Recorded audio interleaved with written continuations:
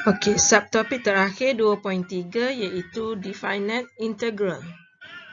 Okey, untuk nota yang kelima ni, okey, kalau kita integrate f(x) dx, so kita dapat sekarang, okey, kalau kita integrate kita dapat fx, kemudian jangan lupa kena ada tambah dengan c. Okey. Apabila kita melibatkan kamiran tentu, okey, dinyatakan di sini nilai A sehingga nilai B untuk fungsi yang sama, maksudnya kita tak perlu lagi tulis nilai C itu. Jadi di sekolah dahulu kita biasanya hasil yang itu kita tulis dalam bracket. Okey, contohnya hasilnya fx contoh So kita akan buat kat sini, sini A, sini dengan B. Kita buat macam tu. Kemudian bila kita ganti, kita akan ganti dahulu B. Okey, bila kita ganti B, maka kita akan dapat FB. Kemudian kita tolak dengan hasil gantian fungsi itu tu dengan A. Itulah yang dimaksudkan dengan nota ni. Okey. So nilainya, okey, dia kata yang itu fx with respect to x between x equals to A. Okay, and then x equals to B. So, semasa kita buat definite integral ni, so tidak ada nilai C yang biasa kita buat. Okey, ada beberapa properties kat sini. Ada A, B, C, D, E, F, G. Okey, ada sampai G. Okey, properties yang pertama. Kalau kita integrate dari nilai A sehingga nilai A, sebenarnya keluasannya adalah bersamaan dengan sifar. Okey, kemudian kalau kita integrate, okey, nilai, biasanya kita buat A hingga B, tapi kali ni kita buat terbalik, B hingga A. Okey. So, kalau terbalik, kita kena pastikan ada simbol negatif di hadapan pengamiran asas. Okey, yang ini untuk kes untuk kes B lebih besar daripada A. Itu yang C. Untuk B pula, kita hampir tertinggal ni. Untuk B, apabila kita mengamirkan nilai ni, hasil kita sebenarnya ialah KX. Okey, lepas tu kita integrate dia daripada A sehingga B.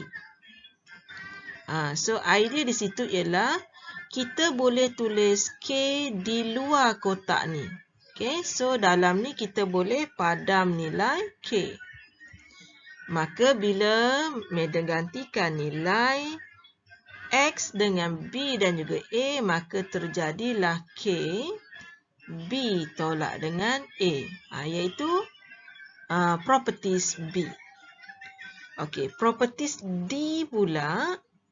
Okey, kita cuma nak mention, kita benarkan perkali K yang di dalam ni berada di luar proses integration. Okey, dan kena pastikan K itu adalah constant. Okey, next. Apabila kita integrate daripada A sehingga B dan kita ada nilai tengah-tengahnya sebelum sampai kepada B, katakan kita ada nilai lain. Okey. Sekejap, iaitu F ya. Okey, sorry. Untuk E, kita integrate A sehingga B dan dalam ni kita ada fungsi untuk F dan juga G. Jadi kita boleh selesaikan secara berasingan. Okey, kita mulakan dengan fungsi yang pertama, fungsi F. Okey, kemudian diikuti dengan fungsi G. Okey, untuk yang belum mahir, kita mungkin boleh buat pecah-pecah ataupun yang mana yang dah mahir, kita boleh buat sekaligus. Okey. Kemudian petua untuk F pula. Okey, katakan kita buat integrate A sehingga B dan di antara nilai A hingga B ni ada nilai C. Okey, kita tengok faktor yang inilah. Di antara tengah-tengah tu kita ada nilai C.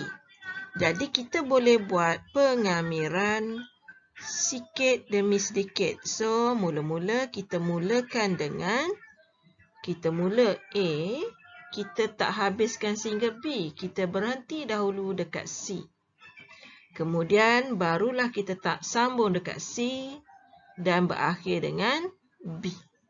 Maksudnya kita buat sikit-sikit tapi at last tu kita akan dapat jawapan yang selanjar.